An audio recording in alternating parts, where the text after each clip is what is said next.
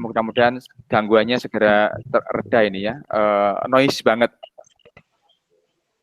Oke, ya baik. Tetapi Bapak Ibu sekalian, saya perlu mengingatkan kepada jenengan semuanya yang hari ini ikut online di program ini, yang sore hari ini benar-benar hadir di program ini, saya hanya mengajak dan menghimbau untuk satu, menjauhkan badan dari tempat tidur atau di kasur. Jadi belajar itu tidak boleh mepet atau senden di kasur atau tempat tidur, Bapak Ibu. Karena apa? Otak kita sudah terpola mulai kita lahir procot sampai sekarang ini bahwa sudah ada pola di sana yang namanya kasur atau tempat tidur itu tempat untuk beristirahat. Sehingga ketika kita belajar di kasur atau sambil lihat seperti ini, maka bisa dipastikan ilmu yang masuk itu ya nggak sampai 5%, bahkan mungkin 0,% ya. Atau masuk langsung keluar juga gitu ya. Maka saran saya untuk berpindah tempat kalau saat ini ada yang masih di kasur atau sendenan di kasur, tapi silakan berpindah tempat, cari meja atau cari tempat yang nyaman. Nah, itu supaya sharingnya bisa jauh lebih powerful dan ilmu yang didapat tidak hanya dipahami, tidak hanya diketahui, tetapi juga bisa masuk ke unconscious, ke bawah sadar dan bisa langsung dipraktekkan. Jadi saya mohon maaf ya Bapak Ibu yang masih lesehan di kasur atau sendenan di kasur, risetnya mengatakan kalau belajar model seperti itu, maka insya Allah ilmunya tidak banyak yang masuk, gitu ya. Maka yuk yang masih di kasur segera pindah, gitu ya. Baik, baik Bapak Ibu sekalian, siap belajar sore hari ini? Waduh, ini kayak Kak Sela perlu ice breaking, Kak Sela?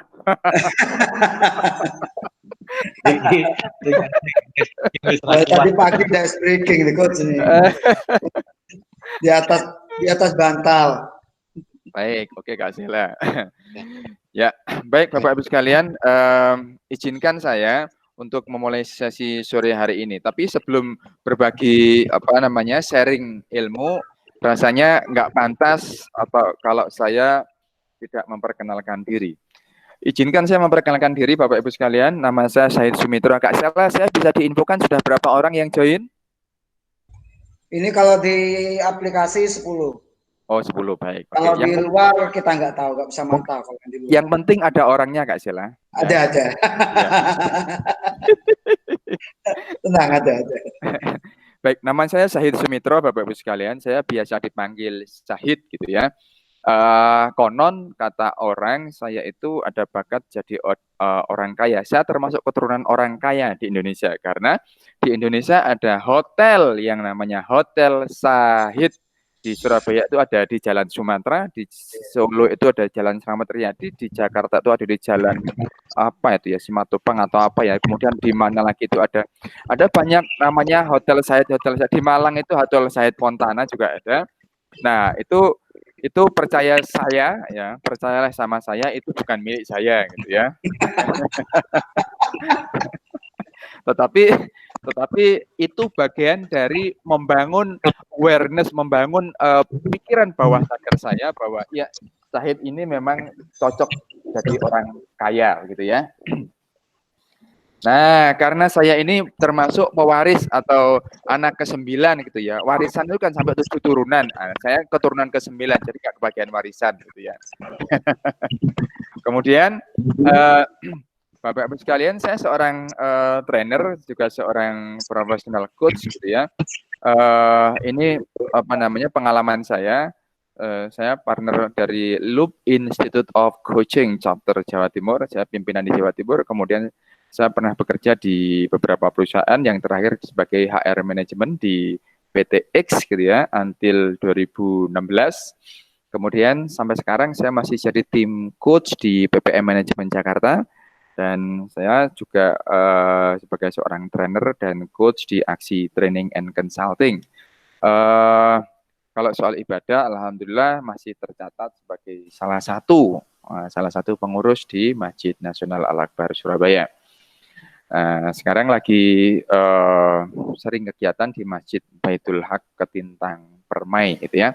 Nah, Sebagai seorang profesional, saya punya sertifikasi di bidang coach, yaitu dari Loop Professional Coach, Certified Loop Professional Coach, kemudian Certified Business Coach dari Coaching Indonesia. Kemudian saya juga seorang NLP trainer, Certified Trainer, dan Certified Trainer dari Self Healing, kemudian CTC, Certified Trainer dari banyak ilmu terapi. Jadi hampir semua ilmu terapi di Indonesia alhamdulillah pernah belajar, termasuk tidak termasuk terapi perdukunan ya. Tapi minimal tahu ya. Jadi kalau Mas Bro cerita perdukunan, saya nggak heran gitu ya, minimal pernah tahu. Kemudian alhamdulillah saya sudah nulis buku bersama teman-teman juga, ada karakter The Climber, ada Kick On. Kenapa saya buat Kick On? Saya nggak mau ikut-ikut yang lain kick off gitu ya.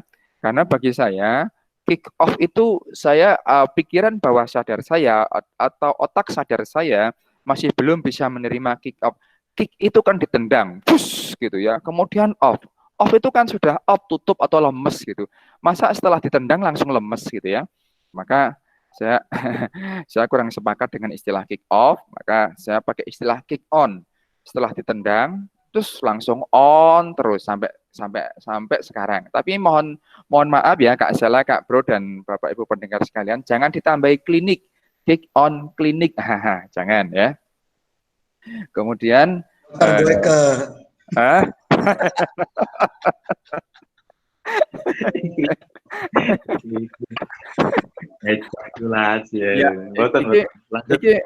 ini mohon maaf Bapak Ibu sekalian, jadi pemateri sore hari ini rada-rada kopior karena kena pengaruh dari Kak Sela dan Kak Bro itu ya. Mohon maaf itu ya. Nah, saya juga nulis buku aksi leadership tentang leadership, semua ada di aksi, ada di buku ini. Kemudian sudah nulis juga spiritual purna tugas untuk orang-orang yang memasuki masa purna tugas atau untuk teman-teman yang masih bekerja tetapi pengen segera resign dari pekerjaannya, perlu membaca buku ini sebagai guidance, sebagai petunjuk dasar bagaimana mempersiapkan mental, spiritual, dan lain-lain. Kemudian yang terakhir, ini nulis keroyokan sama Ikatan Psikologi Klinis Indonesia di Jawa Timur, nulis buku Terapi Cinta Segitiga. Ya opo. Aduh, aku bingung lagi ini. Lanjut, Coach. Loh, saya salah. Ya dibuat seperti ini karena aku hampir setiap hari seperti ini gitu ya. Sengaja saya buat seperti ini supaya Bapak Ibu pendengar ini merasa kerasan, merasa nyaman, dan juga merasa tidak monoton, tidak kaku, tidak sepaneng gitu ya. Karena kalau belajar seperti ini sudah tidak kelihatan orangnya gitu ya, mau sepaneng, mau kaku, khawatir malah hilang semuanya, nggak ada yang dengerin gitu ya. Baik, Bapak-Ibu sekalian, itu perkenalan dari saya. Ingat, mengingat nama saya cukup mudah, dimanapun Anda berada, kalau lihat namanya Hotel Sahid, maka pastikan di unconscious Anda sudah terekam, yes, ya, itu bukan milik Pak Sahid. Gitu ya. Jadi minimal sudah ada nama saya di sana. Yes. Itu perkenalan Bapak Ibu. Jadi siapapun dari jenengan semua yang mendengar siaran hari ini, kajian hari ini, silakan nanti kontak saya untuk kepentingan misalnya coaching atau konseling atau apapun itu, terapi dan sebagainya. Siapapun pendengarnya hari ini kalau hubungi saya, maka lewat RTIK atau lewat Popara Mobaliko di Bojonegoro, saya nggak akan tarik biaya alias gratis. Karena kalau saya sudah berbagi seperti ini, maka siapapun sudah saya anggap sebagai keluarga. Jadi mau kepentingan konseling atau terapi atau coaching, ya, free untuk Anda semuanya. Yeay, hebat, karena Anda hebat gitu ya. Baik. Yes. Halo, masih pada stay tune Kak Sela dan Kak Bro? Masih mantau nih, Coach. Oh, baik. Alhamdulillah. Yang penting saya tidak sendiri ya. Ya. Oke, Bapak Ibu sekalian. Ini hal yang paling hangat sekarang ini ya. Di dunia, tidak hanya Indonesia, sekarang ini lagi yang namanya sindrom yang pertama adalah COVID-19. Ini makhluknya tidak kelihatan, tetapi bisa memporak-porandakan hampir seluruh sendi kehidupan kita. Disadari atau tidak, kita saat ini benar-benar lagi tergantung sama makhluk yang sangat-sangat fenomenal, yaitu COVID, untuk segera pergi meninggalkan kita.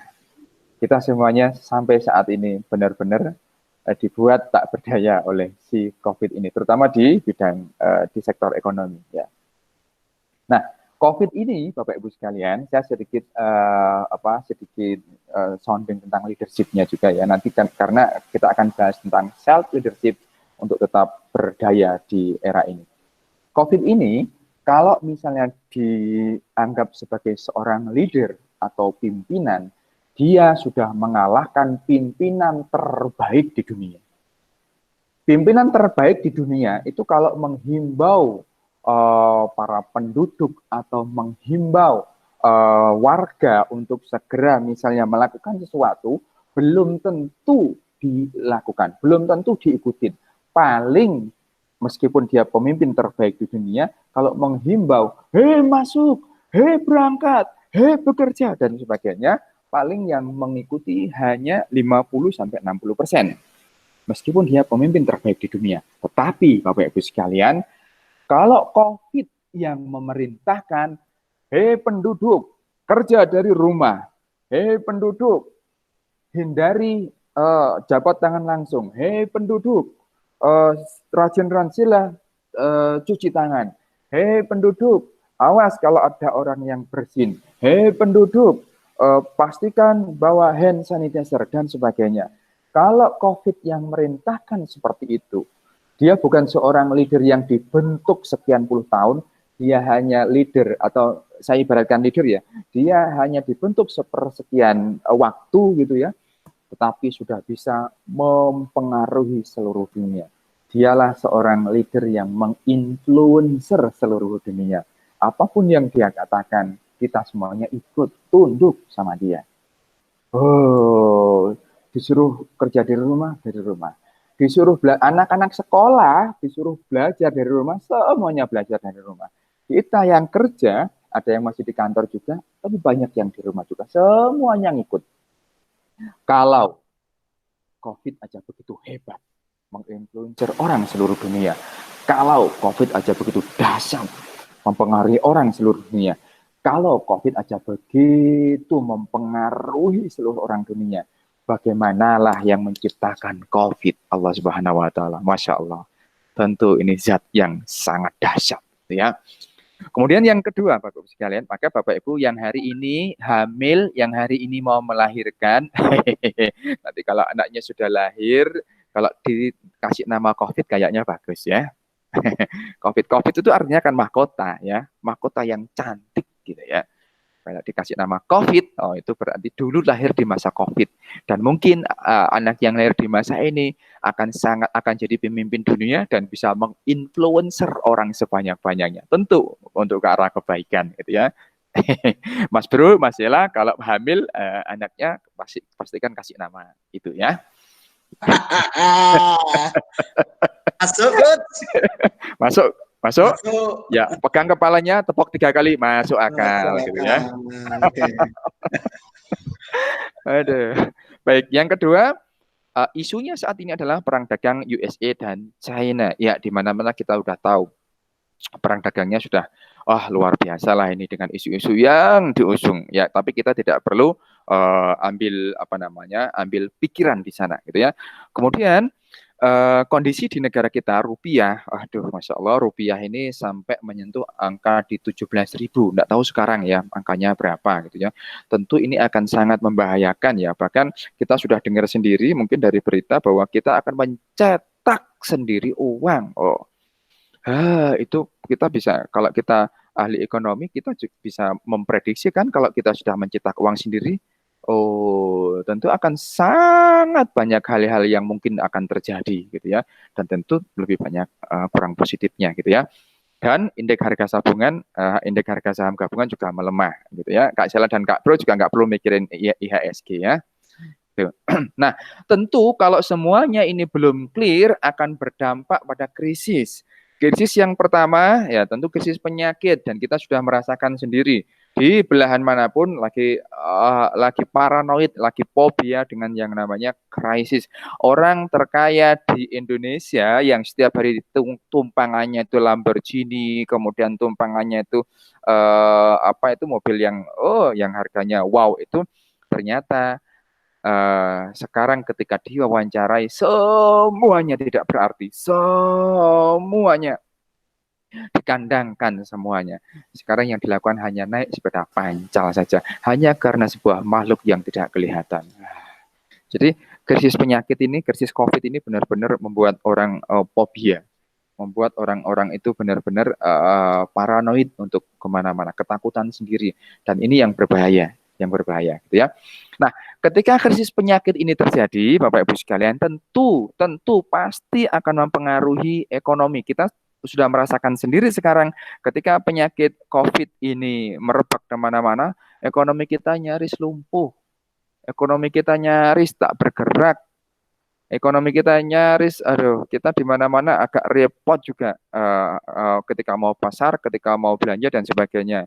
Bahkan di kota-kota besar, nyaris mereka setiap hari kalau mau belanja sudah memakai jasa GoFood dan sebagainya, gitu ya. Jadi ekonomi luar biasa.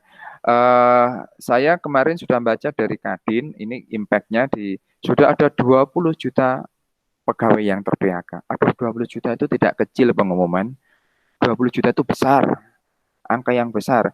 Hanya karena COVID ini sudah berdampak 20 juta orang di PHK. Bahkan di tetangga saya di Surabaya ini kemarin ada sebuah perusahaan besar yang 500 pegawainya kena COVID juga, gitu ya. Dan tentu akan berdampak di ekonomi. Kalau ekonomi ini tidak stabil, kalau ekonomi tidak segera pulih, maka akan berdampak tentu ke sosial. Dan ini sudah terjadi, mohon izin, mohon maaf tidak bermaksud menyindir siapapun ketika banyak saudara-saudara kita yang dikeluarkan dari sel, sudah langsung terjadi. Di Sidoarjo ada penjamretan dan pelakunya adalah orang yang baru keluar. Di Surabaya Darmo ada perampasan dan pelakunya orang yang baru keluar. Ternyata sekarang orang dibuat paranoid lagi. Ternyata paranoid yang kedua ini jauh lebih menakutkan karena kaitannya sama nyawa daripada COVID. Orang ketakutan kemana-mana untuk dijegal oleh orang-orang yang baru keluar, gitu ya. Jadi ketakutannya berlipat ganda sekarang ini. Itu kondisi kita, Bapak Ibu sekalian. Nah, ini dia. Saat krisis seperti ini, saat pandemi seperti ini, semua mata siapapun Anda akan tertuju kepada satu orang. Siapa dia? Itu adalah pemimpin. Siapa pemimpinnya? Setiap mata akan tertuju padanya ketika kondisi krisis seperti ini. Seolah-olah dia berada di atas panggung yang tinggi, kemudian dikasih lampu sorot yang tajam. Kemudian semuanya menunggu apa yang akan dikatakan oleh orang ini. Kalau kita tarik ke keluarga, ke leadership yang paling kecil di rumah kita, ketika kondisi krisis seperti ini, tentu sebagai pasangan, istri atau anak akan mendengarkan, akan menunggu apa yang akan dikatakan oleh sang presiden keluarga ini, sang pimpinan keluarga ini. Apakah tetap di rumah atau bekerja, atau pimpinan yang bekerja, atau bagaimana? Tentu ini yang sangat ditunggu. Saya sebagai pimpinan di sebuah perusahaan, kebetulan saya diamanai sebagai direktur utama, maka tim kami benar-benar menunggu saat itu, Pak, bagaimana ini Pak? Apakah kita di PHK, stop? Apakah kita dirumahkan atau bagaimana Pak? Aduh, nggak bisa menjawab. Berat sekali. Padahal saya sebagai pimpinan masih di lingkup yang belum besar, gitu ya. Apalah jadinya kalau pimpinan yang di lingkup yang sangat besar, gitu ya. Maka tugas kita, Bapak Ibu sekalian, Bagi pimpinan, dimanapun Anda, Mas Bro sebagai kepala sekolah misalnya, Kak Sela sebagai orang yang sangat sering berinteraksi sama orang, atau siapapun Anda sebagai pimpinan, kata-kata Anda itu akan sangat ditunggu oleh tim Anda. Apakah kata-kata Anda itu mengempowering mereka, membuat mereka tenang, membuat mereka berdaya, atau jangan-jangan kata-kata Anda melemahkan mereka. Jangan-jangan kata-kata Anda membuat mereka demotivasi. Jangan-jangan kata-kata Anda membuat mereka benar-benar pesimis. Jangan-jangan kata-kata Anda membuat mereka bingung. Kalau sudah seperti itu, maka percaya saya, Anda sudah terlibat, Anda sudah berperan sebagai pemimpin, itu membuat tim Anda, membuat orang di sekitar Anda tidak berdaya. Dosa pengumuman dosa. Maka teman-teman sekalian, di saat kondisi seperti ini, di saat banyak perusahaan tutup atau perusahaan mampu membayar timnya di 50%, saya sama tim kami sudah duduk bersama begitu ya. Saya nanya, kita semuanya duduk bareng, saya nanya, kita punya kemampuan sampai bertahan berapa bulan? Dia menjawab, Pak, kemampuan kita tidak sampai 1 tahun, Pak. Iya, berapa bulan? Let's say 7 bulan, Pak. Kemudian kita duduk bersama lagi, Pak, kami sebagai tim sudah sepakat, Pak, sama tim yang lain bahwa kami dibayar 50%, tidak apa-apa, Pak. Karena memang kondisi demand itu pun sudah bersyukur, Pak, karena di tempat lain, Pak, banyak teman-teman yang tidak berdaya, Pak, di PHK, pesangon hanya separuh, kemudian banyak yang kerja hanya 50% dan itu dikit banget, Pak. Dan banyak juga yang tidak menerima, Pak. Jadi kami nggak apa-apa, Pak, dibayar 50% saja. Tahukah Anda, Bapak Ibu sekalian, ketika tim kami mengatakan seperti itu, terguncang hati saya, terguncang batin saya. Apakah pertanyaannya adalah, apakah itu memberdayakan mereka? Saya juga belum tahu. Tapi kalau melihat kebutuhan ketika masa seperti ini, kebutuhannya ternyata tidak berkurang. Bisa jadi kebutuhannya lebih karena banyak di rumah. Dan akhirnya, sebagai pimpinan, Bapak Ibu, sebagaimana COVID ini, saya harus menginfluencer tim saya, termasuk orang di lingkungan saya. Yang saya lakukan adalah, saya punya atasan. COVID ini punya atasan. Atasannya siapa? Atasannya COVID adalah Allah Subhanahu wa Ta'ala. Yang serba, yang maha mengendalikan. Saya juga punya atasan Allah Subhanahu wa Ta'ala. Saya bangun setiap malam, saya bilang kepada Allah, ya Allah, sebagai pimpinan, ya Allah, saya tidak tega, saya tidak bisa melihat ini, ya Allah. Saya tidak mampu melihat ketika teman-teman tim saya itu mengatakan seperti ini, ya Allah. Akhirnya Bapak Ibu sekalian, Engkau maha kaya, ya Allah. Engkau maha kaya. Dan saya meyakini itu, ya Allah. Akhirnya, di sebuah malam, ketika setiap hari memanjatkan doa-doa terbaik, dan tiba-tiba ada insight di sana, Bapak Ibu sekalian. Ya, ada insight di sana. Boom! Oh, yang akhirnya, saya rapat kembali sama tim, dan saya sampaikan, Bapak Ibu sekalian, teman-teman sekalian, saya sudah mengambil keputusan yang didasari oleh kesadaran yang tinggi, oleh insight dari Allah, insya Allah. Dan saya memutuskan bahwa saya tidak akan mengurangi hak Anda. Saya tidak akan mengurangi apa yang sudah Anda terima. Tetapi, kalaupun nanti saya tidak mampu membayar, mungkin yang saya lakukan adalah saya akan ngutang dulu kepada Anda. Tapi saya tidak mengurangi hak Anda. Kalaupun ada kurang bayar, kemampuan perusahaan diterima dulu, kekurangannya dicatat, maka saya akan bayar setelah cash flow kita nanti normal. Dan alhamdulillahnya, semua tim merespon dengan sangat positif. Dan ketika seperti itu, yang namanya pikiran bawah sadar, ketika mereka senang, yang namanya pikiran bawah sadar, yang namanya unconscious, itu langsung terbuka. Dan ketika mereka senang, unconscious-nya terbuka, langsung saya ajak doa bersama-sama. Mari kita doa bersama-sama teman-teman sekalian. Sangat mungkin doa-doamu itulah yang dikabulkan Allah. Sangat mungkin doa-doamu itulah yang segera terjawab. Mari kita mohon pada Allah agar Allah berikan insightful, agar Allah berikan solusi-solusi terbaik apa yang mesti kita lakukan di masa pandemi ini.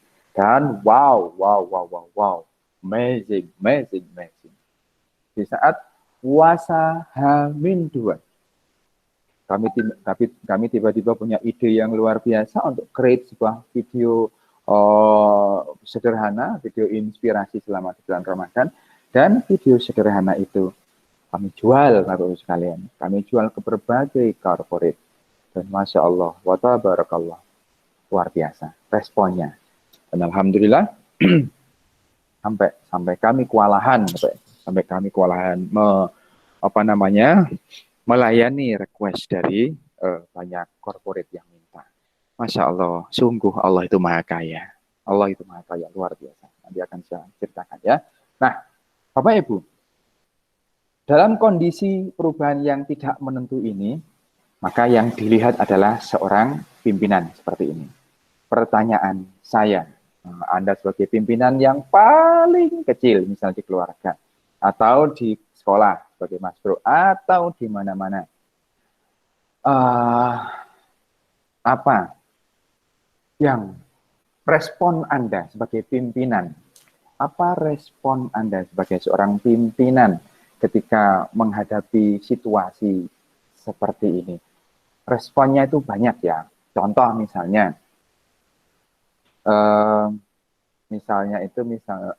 anak buah di perusahaan yang kerja di perusahaan, tiba-tiba tetap menuntut haknya diberikan penuh, atau menuntut yang lain, A, B, C. Atau di keluarga, di saat Anda tidak bekerja, tidak ada penghasilan dan sebagainya, si anak, si istri dan sebagainya itu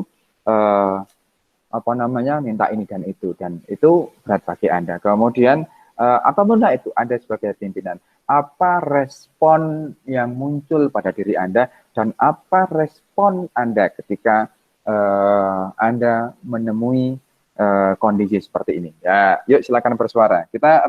Kita interaktif saja ya. Yuk, silakan bersuara. Apa respon Anda ketika seperti ini? Contoh lagi nih ya, contoh lagi. Kalau misalnya di perusahaan saya, kalau misalnya pertama kali ada COVID,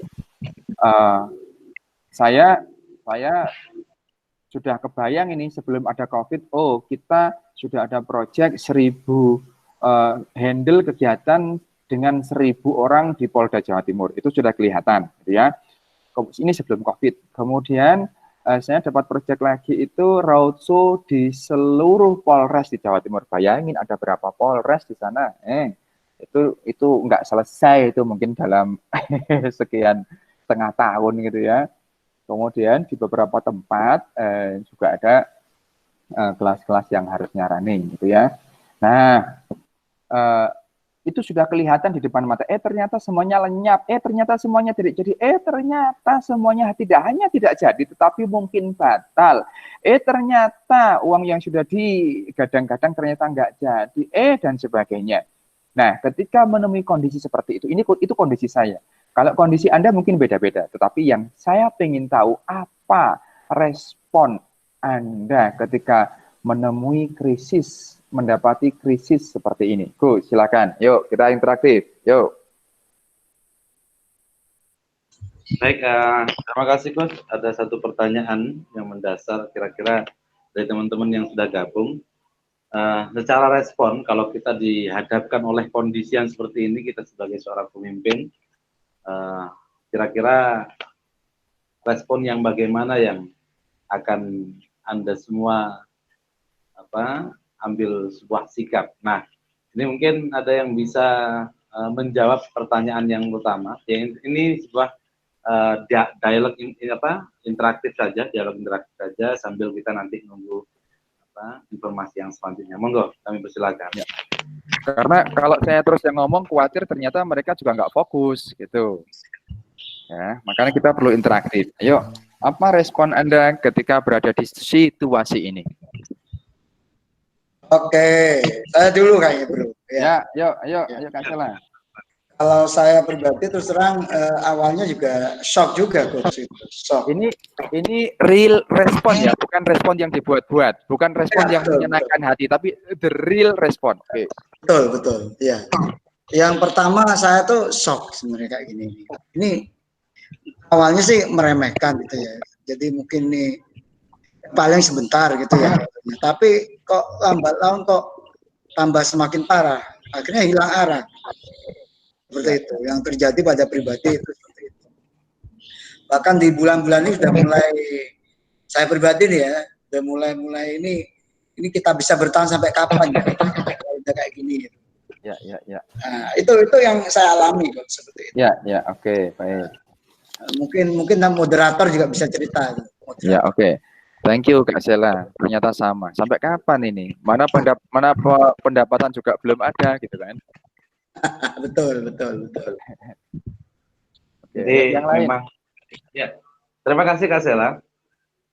Jadi memang secara pemahaman konsep ya, kita dengan pandemi yang tidak tahu ujungnya kapan, karena secara prediksi sampai akhir tahun lah dan lain sebagainya, itu menjadi sebuah wacana yang luar biasa. Kalau saya melihat dari sisi pendidikan, itu akanlah bubar sepertinya dengan konsep e-learning, dengan konsep daring dan lain sebagainya. Itu sangatlah tidak efektif untuk kegiatan pembelajaran. Maka meskipun secara dari pemerintah dianjurkan untuk daring, tapi kita sendiri membuat grup dan lain sebagainya, responnya sangat minim.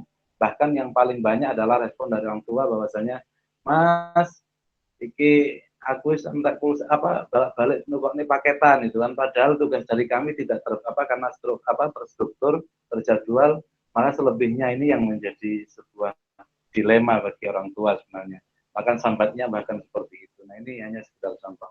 Nah, mungkin teman-teman yang lain bisa menanggapi secara respon COVID-19 yang sudah mulai masuki di bulan ke berapa ini, bulan ketiga ya.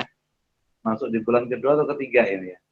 Ini teman-teman yang tergabung, semua lini saya pikir adalah terdampak terhadap COVID ini.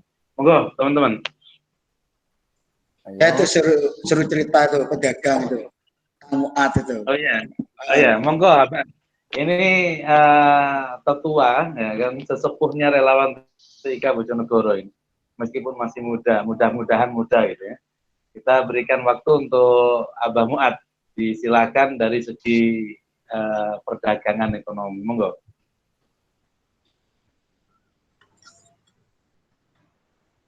Abah. Halo. Ini. Monggo, Bang Muat. Nah, ini salah satu kelemahan dari online. Kita tidak bisa mengukur apakah Ya. Oke. Apakah saya lanjutkan? Ya, monggo lanjut aja, Bud. Lanjut aja dulu. Ya. Kalau di Facebook saya pantau banyak yang nonton tuh, cuma kan nggak bisa interaktif. Ya, sebenarnya ini saya mencuplik beberapa slide dari Pak Jamil aja ini ya. Kemudian ini slide-slide yang saya cuplik tadi itu dari slide-nya Pak Jamil waktu saya belajar. Kemudian, nah sebenarnya ini kan harus interaktif ya. Mengapa sih banyak orang tidak bahagia? Mengapa banyak orang stres atau depresi? Mengapa banyak orang emosinya tidak stabil, gitu kan? Nah, ini seperti ini saya berharap banget ada input dari para pendengar atau para peserta online sekalian gitu ya. Kalau lewat ini kan ada chat gitu ya. Bahagia seperti itu. Nah, ini kemarin saya ikut kelasnya Pak Jabil, ini bagus banget gitu ya dari interaktif dari ininya gitu ya. Makanya saya ambil untuk saya sharingkan di sini. Nah, mudah-mudahan ini amalnya akan ngalir ke beliau gitu ya. Ya. Nah, Bapak Ibu yang mendengarkan mungkin bisa membantu saya. Mengapa sih banyak orang tidak bahagia? Mengapa sih banyak orang stres atau depresi gitu ya? Mengapa banyak orang emosinya tidak stabil gitu ya. Nah, mungkin bisa membantu saya gitu ya. Oke. Ya, Coach. Ini ada beberapa mungkin dari teman yang lain selain saya dan Kak Sela. Mungkin Cak Burkan ini juga gabung di kita di sini hari ini. Ya. Ya. Atau teman-teman yang lain monggo. Ya. Ada sebuah pertanyaan sebenarnya, mengapa banyak orang yang tidak bahagia? Mengapa banyak orang stres atau depresi? Mengapa banyak orang emosinya tidak stabil? Nah, ini monggo mungkin ada teman-teman yang mau juga memberikan ilmunya di sini. Silakan. Langsung di unmute saja. Monggo yang lain, teman-teman. Silakan. Ya. Oh, banyak utang, Pak. Oh, ditinggal Mas Ridwan mungkin, Mas Ridwan, monggo bisa di unmute ya, monggo. Silakan. Oke. Saya materi saya sampai jam berapa, Kak Sela? Kalau jadwal kita sih jam 17, Mas. Oke, baik. Oke. Mungkin sambil lanjut aja ya. Oke, baik. Oke, Bapak Ibu, ini pertanyaan yang harus dijawab sebenarnya, karena kalau ini dijawab, kita akan sangat interaktif dan saya bisa eksplorasi lebih dalam lagi gitu ya, tentang Bapak Ibu sekalian. Ini kalau di kelas offline tentu ini akan sangat-sangat keren dan sangat dalam gitu ya. Ini pun kalau di sini ada interaktif, teman-teman interaktif dengan menjawab itu juga akan sangat hidup sekali. Tapi it's okay. Baik, saya lanjutin saja ya. Nah, kita itu banyak stres, kita itu banyak galau, kita banyak tidak bahagia karena kita belum tahu cara kontrol atau self control, self control atau kontrol diri kita. Ada hal-hal yang bisa dikontrol dan ada hal-hal yang tidak bisa dikontrol, gitu ya. Contoh. Ini dapat belajar dari guru Pak Jamil ya. Ada hal yang di luar kendali kita yang tidak bisa kita kontrol. Contoh nih, perang dagang antara USA sama China. Apakah bisa kontrol? Bisa kita kontrol? Nggak bisa. Ya, kalau misalnya kita komentar di sana, kalau kita misalnya mengkritisi di sana, pasti hanya buang-buang waktu, buang-buang energi karena itu di luar kendali kita. Kita tidak punya kewenangan, kita tidak punya pengaruh, kita tidak bisa mempengaruhi, menginfluencer supaya itu tidak terjadi atau supaya itu bisa jadi lebih positif, nggak bisa karena itu di luar kendali kita, gitu ya. Kemudian COVID-19. COVID ini sudah terjadi dan tidak hanya di kota kita tapi di seluruh dunia gitu ya. Ini di luar kendali kita. Nah, yang kita lakukan apa? Kadang-kadang komentarnya apa? Wah, ini gara-gara Cina, mangan sing halal. Ya itu mungkin versi kita, salah satu faktor versi kita. Tetapi kalau kita misalnya sampai muruh-muruh mengomentari itu, kalau kita habisin energi mengomentari itu, maka buang waktu, buang tenaga dan sebagainya. Nah, kita hanya akan membuat kita esmosi gitu ya, bahasanya Kak Bro, esmosi gitu ya. Maka itu di luar kendali kita pengumuman. Kalau kita fokus di luar kendali kita masih stres sendiri gitu ya. Kemudian masa lalu, hal yang sudah terjadi, contoh nih, anak dimarahi guru. Apakah itu dalam kontrol kita? Enggak. Anak dimarahi guru itu di luar kontrol kita. Kita tidak bisa mempengaruhi karena itu sudah terjadi. Jangan sampai misalnya, kita datangin guru, Pak Guru, coba kenapa marahin anakku? Ayo tarik kembali. Wong sudah terjadi, sudah keluar, suruh narik kembali, gitu ya. Nggak bisa. Masa lalu itu di luar kontrol kita. Jadi kita tidak bisa mempengaruhinya. Kemudian masa depan, kita tidak pernah tahu masa depan kita itu seperti apa. Nggak pernah tahu. Meskipun secara step by step kita sudah punya cara, strategi. tahun 2025 perusahaanku sudah ngajar di Amerika, di Hong Kong, di Jepang, dan sebagainya. Misalnya seperti itu. Itu kan masa depan, itu kan rencana bagus, boleh. Tetapi kita tidak pernah tahu masa depan kita seperti apa. Kalau kita fokusnya ke masa depan, maksudnya itu yang sekarang tidak dipikirin, tapi malah mikir yang jauh, itu di luar kendali kita. Maka kita akan capek. Ya. Kemudian, sikap orang lain terhadap kita. Misalnya nih, Kak Sela. Kak Sela itu kayak the rising star misalnya. Karena sering ke Surabaya, sering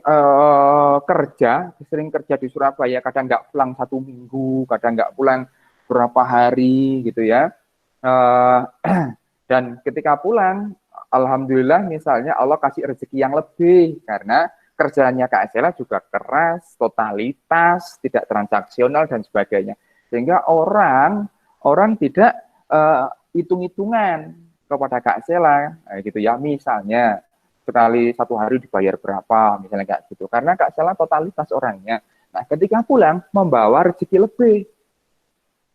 Nah, namanya Kak Sela juga nabungnya juga rajin, rezekinya ditabung terus, suatu ketika sudah cukup untuk membangun rumah, misalnya seperti itu. Ternyata ada orang lain bersikap yang berbeda. Itu gak pernah kerja ya, tapi kenapa itu kok bisa bangun rumah, duit dari mana itu ya? Jangan-jangan pakai duitnya ini, jangan-jangan pakai duitnya ini, jangan pakai duitnya ini. Halo, jangan nyindir Gus, jangan nyindir Gus. Soalnya saya tidak nyindir ini, tapi ini kita membahas hal di luar kendali kita, gitu ya. Oke, paham. Ya. Apapun sikap orang lain, mau tidak enak, mau apapun deh, mau negatif, mau positif, mau setiap hari nyinyiri, gitu ya. Setiap hari nyinyir terus tentang kita tidak akan pernah bisa mengendalikan itu karena itu di luar kendali kita. Kalau kita fokus, kalau kita ladenin, kalau kita counter, itu goblok banget, itu ngabisin energi, itu habisin tenaga. Betul. Sudah, gitu ya. Jadi orang stres, orang tidak bahagia, orang gampang marah, emosi, itu karena dia mengakses hal-hal di luar kendalinya.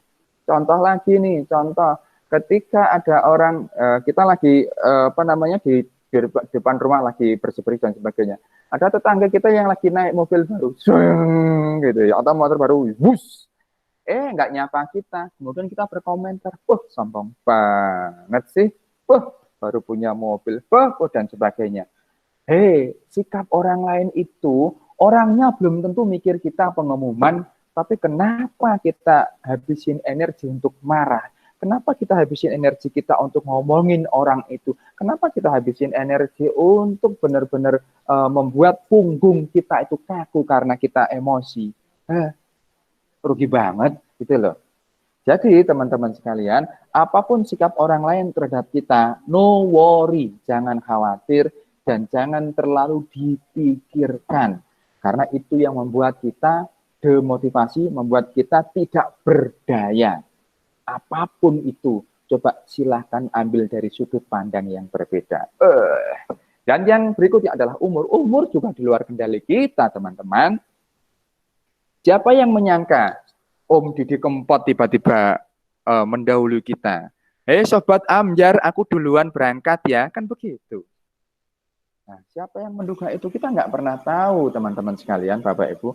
Kita nggak akan pernah tahu umur kita. Maka umur itu di luar kendali kita. Nggak usah terlalu dibahas.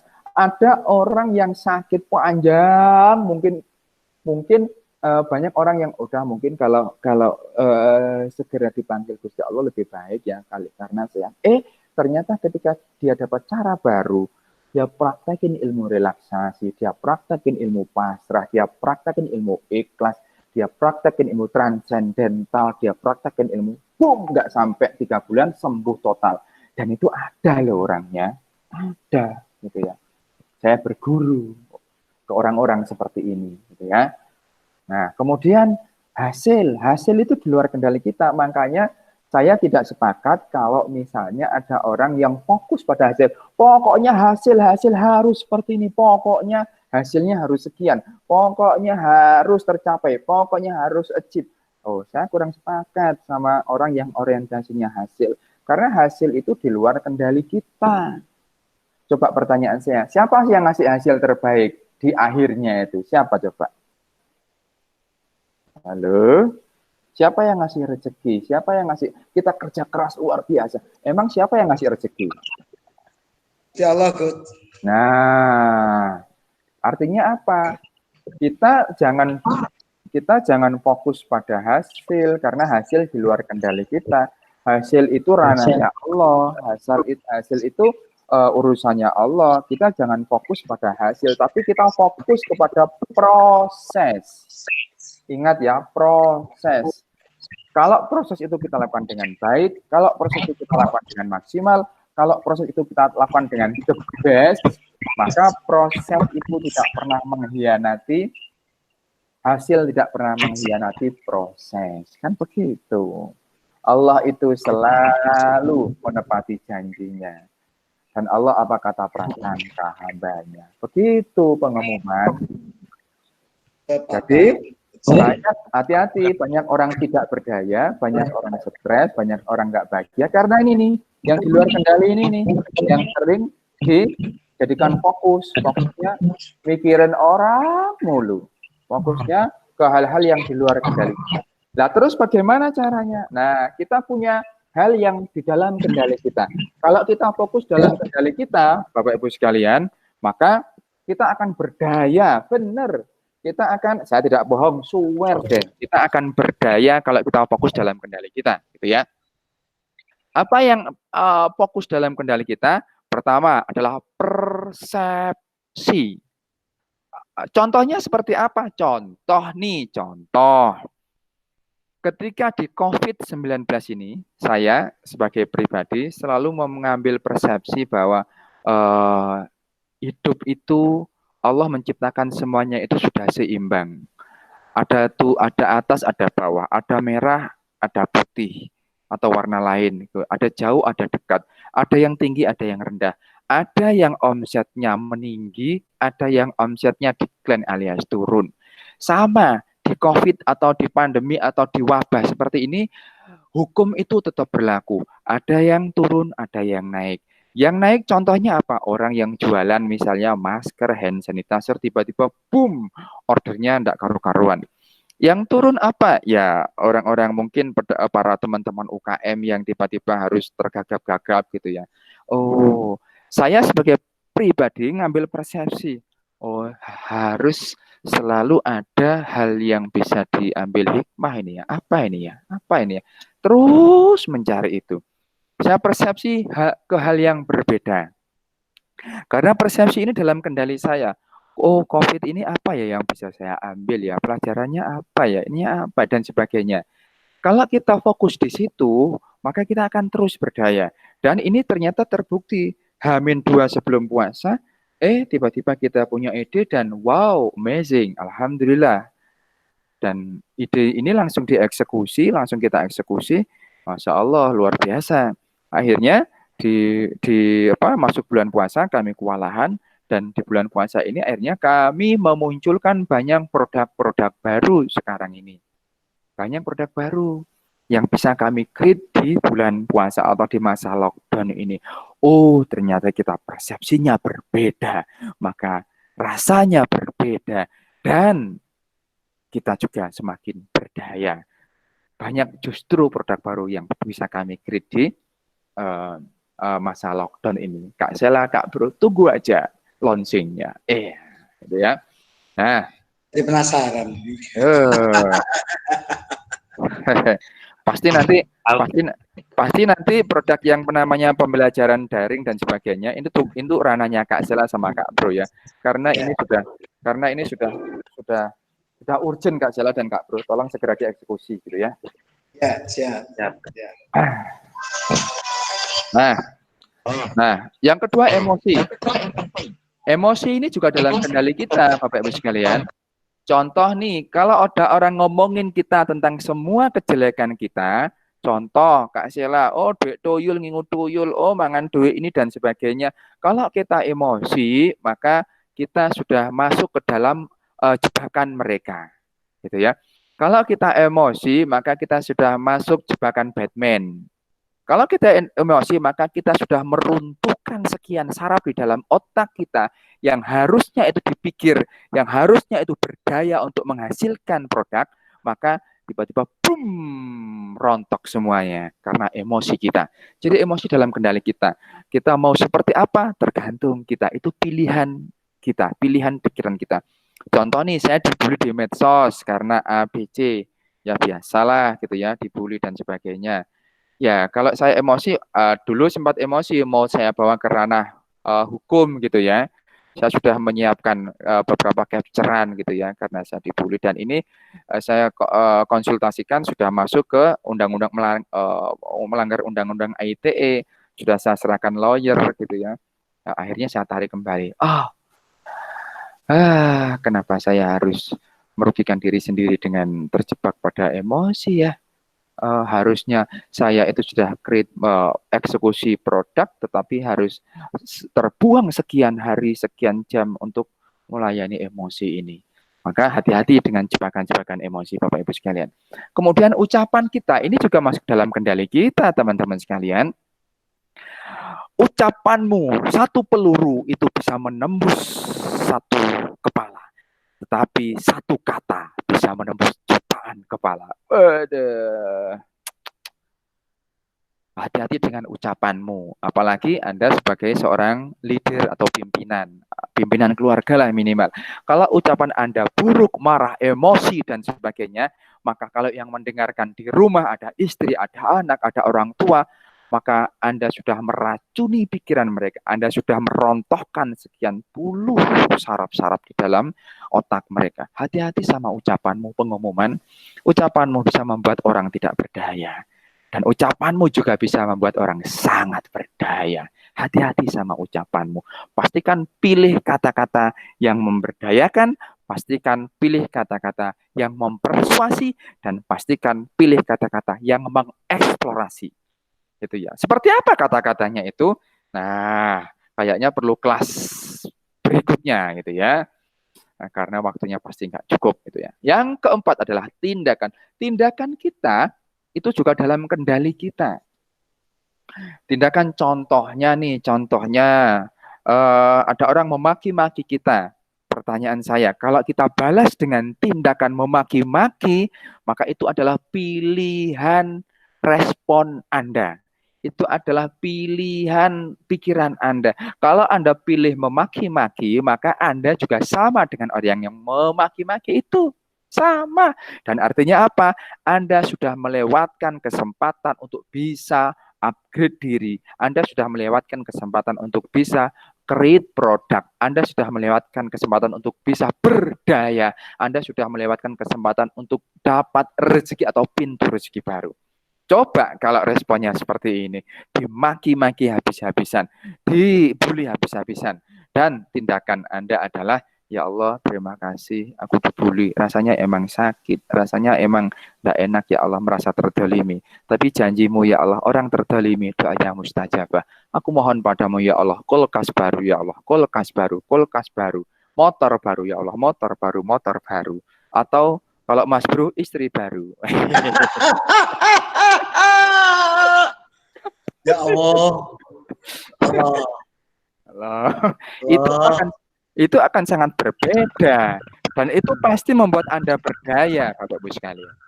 Jadi hanya dengan kata-kata, hanya dengan persepsi, mengoptimalkan persepsi, mengoptimalkan emosi, mengoptimalkan ucapan, membuat tindakan jadi lebih baik, itu hal yang memberdayakan kita semuanya.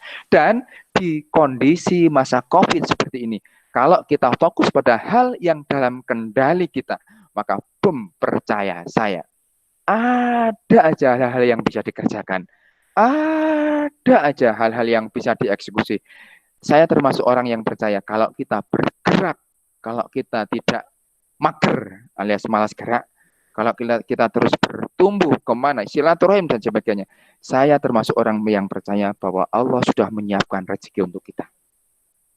Tetapi kalau kita itu fokus di luar kendali kita hanya emosi, kita hanya mengcounter, membalas sikap orang lain, kita hanya mengomentari hal-hal yang tidak penting dan sebagainya, energi habis, tenaga habis.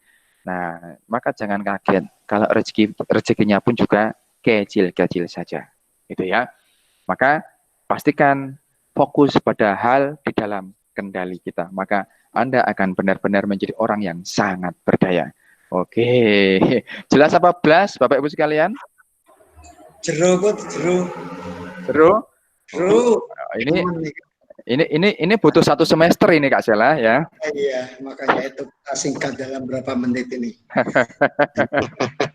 Nah, kalau saya bahas persepsi emosi, kemudian Pak, kalau sudah emosi gimana dong Pak? Gimana cara rilis emosinya dong Pak? Gimana dong saya tuh termasuk sumbu pendek Pak. Saya tuh gampang emosi, gampang tersulut, gampang marah dan sebagainya. Gimana dong caranya Pak? Nah, itu di kelas berikutnya ya. Pastikan stay tune terus sama RTIK Bojonegoro. Wow, luar biasa bersama para mubalik-mubalik yang lain juga gitu ya. Nah, pertanyaan saya adalah bagaimana Anda menjalani hidup selama ini? Apakah Anda sibuk dengan hal-hal di luar kendali? Ayo. Betul, yang itu coach, yang sering saya lakukan kadang-kadang. Karena nyudoyol tak bro. Nah, bila jawabannya adalah Anda sibuk di luar kendali Anda, maka sudah dipastikan hidup Anda tidak bahagia dan penuh derita. Maka mumpung setelah tahu ilmu ini ilmu dari guru Pak. Ini ilmu dari guru Pak Jamil gitu ya. Mudah-mudahan amal ini mengalir ke beliau ya. Amin gitu ya.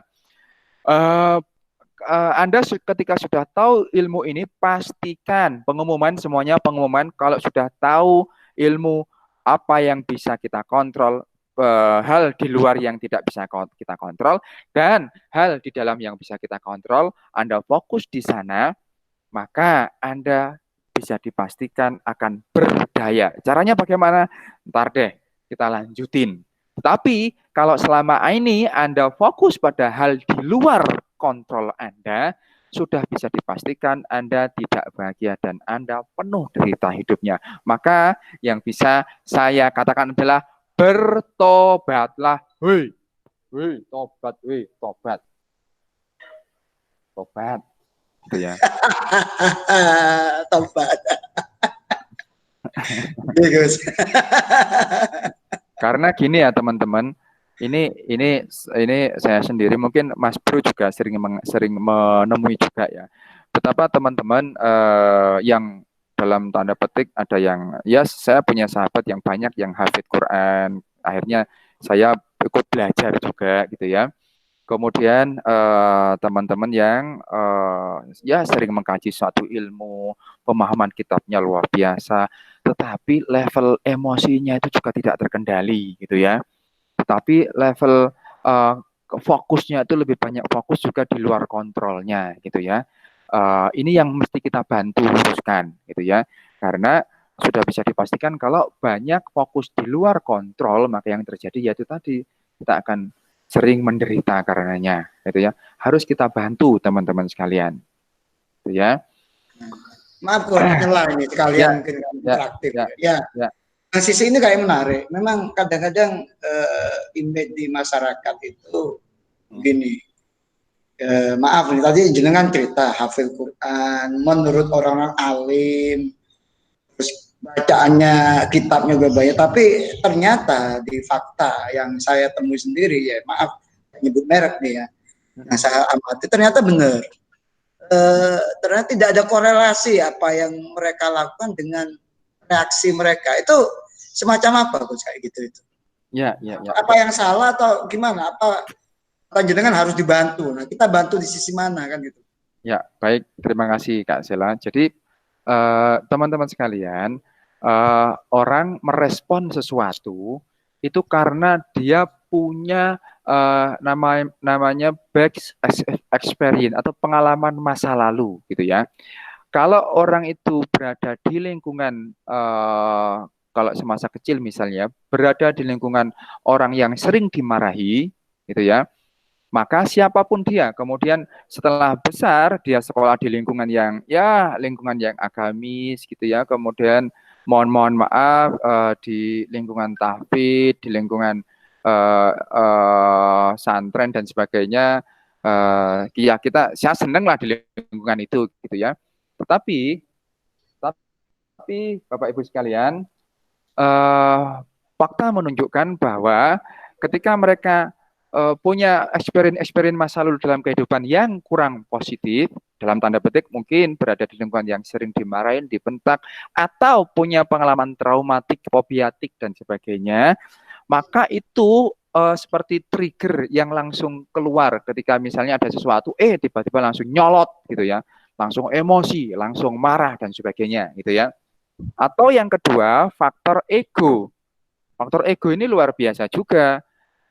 Karena mentang-mentang mohon maaf, karena mentang-mentang hafal Quran, karena mentang-mentang jadi imam masjid, karena mentang-mentang jadi pengurus A, B, C, dan sebagainya.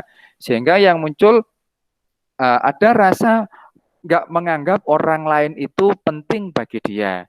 Tidak menganggap orang lain itu selevel, menganggap orang lain itu di bawahnya, sehingga ucapan yang keluar dari mulutnya pun kata-kata yang tidak memberdayakan. Alah, misalnya kayak gitu. Alah koneku sapa. Wis salah manuto. Ojo ngeyelan dan sebagainya, seperti itu. Nah, itu dari faktor ego gitu. Ego itu singkatannya tahu nggak teman-teman atau Bapak Ibu sekalian? Ego itu singkatannya adalah add, cut, out. Artinya apa? Kalau ada ego di dalam diri kita, artinya kita itu mengeluarkan Allah, mengeluarkan Tuhan dari dalam diri kita. Itu bukan berarti ini ya, tolong ditafsiri atau dipahami yang general ya. Artinya ketika kita ego, mengedepankan ego, tidak mau mendengarkan orang lain, tidak mau menghargai, tidak mau mengapresiasi orang lain karena kita merasa di atas, itu artinya Allah itu sudah tidak berada di dalam diri kita. Artinya apa? Yang ada emosi, yang ada gue gitu loh. Add, cut, out. Kita mengeluarkan Allah dari dalam diri. Sifat-sifat Allah. Menghargai, menyayangi, memberdayakan, menyantuni dan sebagainya. Nah, seperti itu. Maka itu hati-hati dengan ego Anda. Karena kalau sudah ego yang berbicara, maka ya emosi yang muncul. Bisa emosi positif. Emosi positif itu ya emosi-emosi, maksudnya positif di sini adalah meskipun ego, ya emosi-emosi yang mungkin bisa membuat orang lain itu bisa dalam tanda petik dapat ide. Oh, kalau dia bisa, mungkin aku juga bisa. Nah, ya gitu. Tapi sekali lagi, ketika dia punya experience masa lalu yang belum tuntas, meskipun saat ini dia sudah bertransformasi, hati-hati, hal-hal tertentu bisa menjadikan trigger untuk orang itu tiba-tiba emosi atau nyolot, seperti itu Kak Sela. Nah, yang harus dilakukan adalah jangan juga mengatakan seperti ini, sampean perlu dibantu itu. Jangan. Bisa diserampang coach. Nah, jangan. Tetapi yang bisa kita lakukan adalah dengan membuat pernyataan atau pertanyaan. Begitu ya.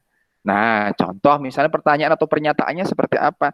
Contoh nih, ketika kita sudah mengusulkan sebuah ide yang menurut kita ide ini sangat bagus dan produktif, tapi karena orang itu karena ego, merasa paling wow, tidak mau mendengarkan ide kita, tapi dia memaksakan idenya, maka mungkin kita juga bisa mengatakan, terima kasih Bapak, idenya bagus sekali, dan kalau itu diterapkan tentu sudah pasti saya sudah bisa membayangkan akan sangat bagus gitu ya.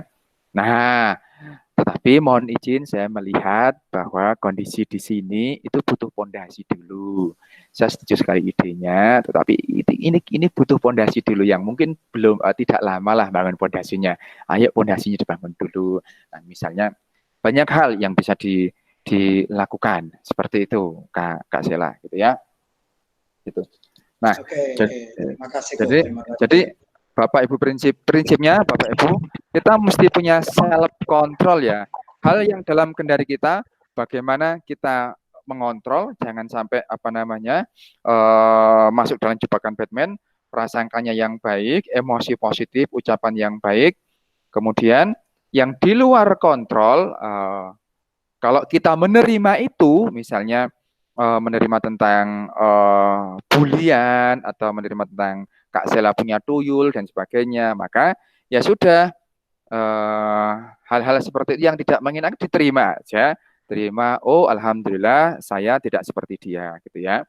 Kemudian ingat Allah, terus akui kelemahan, terus berbicara padanya. Bahasa saya berbicara padanya ini kita berdoa. Banyak orang berdoa tapi tidak berdoa.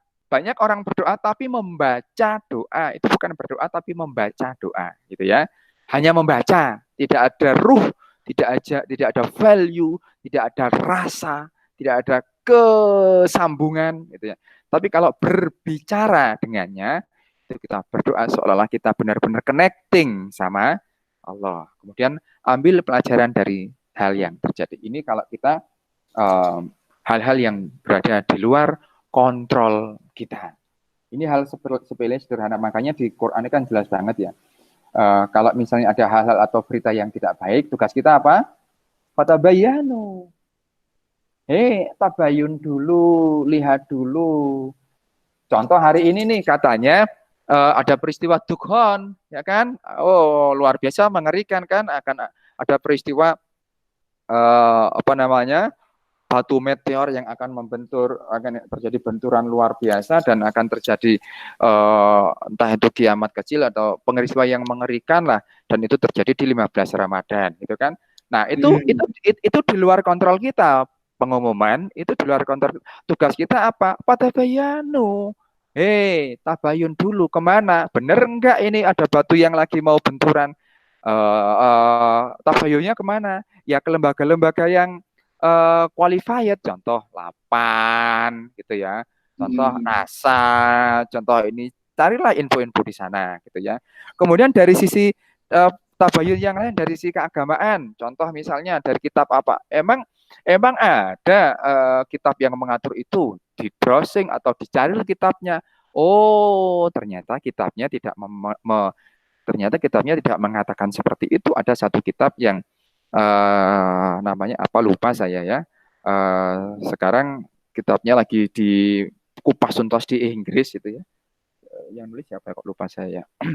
Nah ternyata kitabnya itu tidak mengatakan benturan.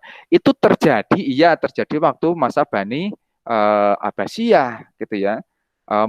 Masa runtuhnya Bani Abbasiyah. Tetapi redaksionalnya tidak seperti yang diberitakan selama ini. Oh, jadi tabayunnya adalah berita tadi ternyata nggak benar nih. Jadi nyantai aja gitu kan. Masih tabayun. Kalau ada apa-apa tabayun. Seperti itu Bapak Ibu sekalian. Jadi sekali lagi kalau mau berdaya, ini belum masuk materi, ini masih mukadimah ya. Kalau mau berdaya pastikan fokus ke dalam hal yang bisa kita kontrol, jangan fokus kepada hal di luar kontrol kita, gitu ya. Oke, wes cepet saja. Nah, itulah pentingnya mengapa kita belajar tentang spiritual. Nah, ini baru mau mulai masuk. Tapi nggak apa-apa lah, yang penting secara intro, secara pengantar minimal ada hal yang bisa didapat dan bisa dibawa pulang. Ini saya sarankan karena ilmu ini bagus, saudara guru. Nah, akhirnya kenapa sih kita mesti lebih belajar ke spiritualitas? Nah, ini dia Bapak Ibu, ada risetnya, ada penelitiannya. Ini penelitian secara ilmiah juga, penelitian di kitab suci, nanti tinggal dikoreksi aja. Mengapa sih kita mesti belajar tentang spiritualitas? Mengapa mesti kita membangun konektivitas secara spiritualitas gitu ya? ya untuk saat ini Anda, pengumuman bagi Anda semua, Anda boleh kuat secara fisik. Mau sekuat apapun Anda secara fisik, boleh kuat secara fisik, boleh cerdas intelektual. Mau IP-nya 5,0, mau lulusan dokter mana, silahkan cerdas secara intelektual. Atau sekarang ini mau timbunan kekayaannya banyak, mau timbunan kekayaannya itu berlimpah segudang, mau kaya secara finansial, mau matang secara emosional, tapi kalau Anda tidak kokoh spiritual, maka Anda tidak akan mampu melewati krisis kehidupan ini. Setuju apa setuju? Setuju, setuju. Ya, setuju nggak setuju harus setuju. Itu. Karena apa teman-teman? Contoh konkretnya seperti apa sih gambaran spiritualitas itu? Nah, ini ada risetnya. Risetnya ini dilakukan oleh 2 profesor dari George Washington University tentang How Islamic are Islamic Index. Nah, ini lama ngerisetnya, kemudian ditanya, dibagi kuesioner ke berbagai 100 negara di dunia, kemudian ternyata dari riset itu didapati negara-negara yang secara kehidupan spiritualitasnya bagus, itu mereka hidupnya jauh lebih tenang dan usianya rata-rata juga jauh lebih lama. Dan kita bisa tahu negara mana saja yang sudah menerapkan itu. Saya bicara spiritualitas ini konteksnya secara general ya, mau apapun agamanya. Tetapi karena kita Muslim, maka saya nanti lebih fokus ke Muslim. Tapi kalau bicara spiritualitas, maka konteksnya lebih ke general gitu ya, ke umum gitu. Tapi akan saya tarik ke Muslim nantinya. Nah, riset ini mengatakan ternyata negara-negara yang secara kehidupannya lebih mengedepankan spiritualitas, entah itu agamanya apa, gitu ya. Ternyata kehidupan di lingkungannya itu sangat kondusif, tumbuh-tumbuhan subur makmur, kemudian tempat peribadatan mereka hidup di lingkungan yang majemuk tapi sangat kondusif, kemudian usianya juga panjang. Negara mana aja itu? Ada misalnya Selandia Baru, Luxembourg, terus dan sebagainya gitu ya. Indonesia nomor urutan keberapa? Kalau nggak salah nomor urut ke 60 sekian gitu ya. Kemudian Malaysia nomor urut ke 30 sekian. Padahal kuesioner yang dipakai untuk riset ini adalah perilaku-perilaku yang mencerminkan sikap Qur'ani. Sikap Qur'ani itu sikap apa sih? Jujur, tanggung jawab, dan sebagainya. Itu teman-teman. Kemudian ada lagi penelitiannya. Orang sana itu suka meneliti juga. Penelitian tentang spiritualitas kesuksesan. Ternyata 100 faktor terhadap kesuksesan dalam hidup itu 1-10 itu semuanya tentang spiritualitas. Coba lihat aja. Semuanya main di level pikiran bawah sadar semuanya, pengumuman, spiritualitas. Ini general ya, general. Contoh yang pertama, jujur, disiplin, gaul, dukungan dari pasangan hidup. Kalau 10 ini ada pada kita, jangan 10 deh, 5 saja ada pada diri kita, maka Anda sudah terjamin sukses. Nggak hanya sukses di dunia, di akhirat pun Anda juga sangat mungkin karena kompetensi spiritualitasnya terus terasa. Jujur, Rasulullah banget ini. Rasulullah mengajarkan dalam kehidupannya baik bisnis ataupun kehidupan pribadi atau kehidupan di dalam dakwah. Jujur, disiplin. Rasulullah ini contoh nomor 1 gitu kan. Gaul, Rasulullah itu orangnya sangat gaul, ketemu anak-anak, ketemu musuh, ketemu teman, siapapun senang sama Rasulullah. Itu apa? Artinya Rasulullah itu gaul, dukungan. Aduh, Rasulullah itu hal apapun bisa dicontoh dari Rasulullah, ya pimpinan, ya kepala keluarga, ya pebisnis, semuanya komplit ada pada Rasulullah. Dan 10 1 sampai 10 ini semuanya spiritualitas. Maka pengumuman yang punya anak, halo pengumuman, yang masih kuliah juga, halo pengumuman, kita bisa belajar dari riset ini. Kalau Anda mau sukses, terjamin suksesnya, maka pastikan 10 ini terasah terus. Ya, kalau Anda mau ngejar ranking itu pilihan Anda, tetapi 10 hal yang di atas itu awas jangan sampai terlewatkan. Betapa banyak orang ranking 1 cum laude, summa cum laude, lulusan luar negeri, doktor, profesor, tetapi ketika dikasih amanah maka berat, dan yang terjadi adalah tertangkap oleh KPK. Pertanyaannya adalah apakah mereka nggak pinter? Oh, pinter. Sebut saja lulusan ITB, profesor, dosen teladan, lulusan terbaik Harvard. Bayangkan, akhirnya kena KPK. Konyol kan? Kurang pinter apa coba? Itu ya. Nah, makanya, dan orang seperti ini banyak. Coba yang kena KPK itu semuanya orang pinter. Profesor, doktor, dan sebagainya. Orang pinter. Karena apa? Karena esensi, karena hal spiritualitas 10 hal ini yang sudah dicontohkan Rasulullah meskipun diriset oleh orang Barat, itu tidak terinstal dalam diri kita. Maka anak-anak atau remaja yang masih kuliah, ya kalau Anda memburu kumlot, terserah itu hak Anda dan sah-sah saja. Tetapi silahkan Anda Anda install hal-hal 10 hal ini yang menjamin kesuksesan Anda. Tidak hanya sukses di dunia, tapi sukses di akhirat. Itu teman-teman sekalian. Cerdas IQ, bersekolah di sekolah favorit, lulus dengan nilai terbaik, itu menempati urutan ke-20 sampai 30. Wow. Itu Kak Sela mungkin sementara yang bisa saya sampaikan. Materinya masih banyak banget ini ya.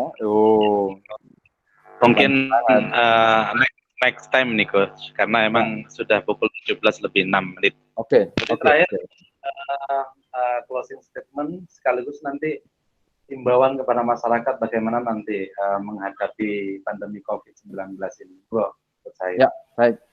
Ya, Bapak-Ibu sekalian, dan para relawan TIK di Kabupaten Bojonegoro atau relawan TIK dimanapun Anda berada, para mubalik-mubalikah yang saya hormati, para kiai, para ulama yang sangat saya muliakan, intisari dari sharing sore hari ini adalah kalau kita mau berdaya di era pandemi ini atau di era COVID ini, pastikan kita fokus kepada hal-hal yang bisa kita kontrol atau hal yang dalam kendali hidup kita. Jangan fokus pada hal di luar kendali kita. Kalau kita mendapati banyak hal yang tidak nyaman pada diri kita karena hal di luar kontrol kita, contoh dimarahin orang, contoh dibully orang, contoh yang harus dilakukan apa? Tadi sudah saya jelaskan di sini. Yang harus dilakukan adalah terima. Kemudian ingat Allah, akui kelemahan, berbicara dengannya. Ini doa maksud saya, dan ambil pelajaran. Nah, Bapak Ibu sekalian, jika Bapak Ibu fokus pada hal-hal di dalam kontrol Bapak Ibu, fokus dalam kontrol, dan yang jauh lebih penting lagi adalah ketika sudah fokus di dalam kontrol Bapak Ibu, kemudian Bapak Ibu mohon pada Allah. Ingat, kalau kondisi seperti ini kita tidak bisa berbuat apa-apa. Kita lemah, kita kurang berdaya, maka sampaikan ke Allah, ya Allah, hanya dengan COVID-mu ini saya sudah tidak berdaya. Maka ampuni dan mohon petunjuk pada Allah. Setiap hari sampaikan itu ke Allah dan benar-benar mohon diberikan petunjuk apa yang harus dilakukan. Terutama ketika tahajud atau menjelang sahur. Itu yang kami lakukan bersama tim kami. Alhamdulillah, akhirnya Allah benar-benar kasih ide. Yang ide itu tidak pernah terpikirkan sebelumnya. Maka kalau pola kami itu bisa, maka saya yakin jenengan akan jauh lebih bisa. Karena udah di bulan-bulan yang sangat mustajabah. Maka sekali lagi Bapak Ibu, ayo fokus di dalam kontrol kita, dan silakan sampaikan setiap hari ke Allah, minta petunjuk apa yang harus dilakukan di masa pandemi ini. Supaya apa? Supaya jenengan semuanya tetap berdaya, jangan jauh-jauh dari Allah, dan Allah tetap mengirimkan rezekinya kepada Anda semuanya meskipun di masa pandemi ini. Terima kasih. Amin. Mohon maaf atas segala kekurangan. Aku lupa hada, astagfirullahaladzim. Assalamualaikum warahmatullahi wabarakatuh. Waalaikumsalam. Ya, terima kasih Coach Syahid. Mungkin sedikit berbagi, karena memang dalam hitungan menit atau jam ini membawa manfaat bagi kita, dan mudah-mudahan kita bisa berdaya di tengah pandemi COVID-19 ini. Dan akhirnya dari saya mohon maaf apabila ada kata yang kurang berkenan, tentu tidak mengurangi rasa takdim kami, rasa hormat kami untuk relawan TIK Bojonegoro dan seluruhnya yang ikut dalam kali ini. Dari kami itu saja yang bisa kami sampaikan. Assalamualaikum warahmatullahi wabarakatuh. Waalaikumsalam warahmatullahi wabarakatuh. Terima kasih banyak. Tapi sama aja.